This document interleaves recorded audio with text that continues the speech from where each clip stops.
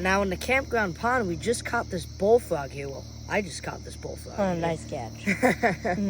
Now, you may be noticing, why am I holding him by his back legs? Well, that's because if you hold him by the center section here, it's very delicate. That could seriously injure him, maybe even kill him. But the legs are pure muscle, so you can hold them and get a nice grip, and it won't harm him at all. Well, look at the webbing between its feet. They use that for swimming. Perfect for swimming. Now American bullfrogs are excellent swimmers. Great, Jackson. Nice. Send him right back. Make sure you always have your hands wet too before handling a frog. There we go. Just like salamanders. It can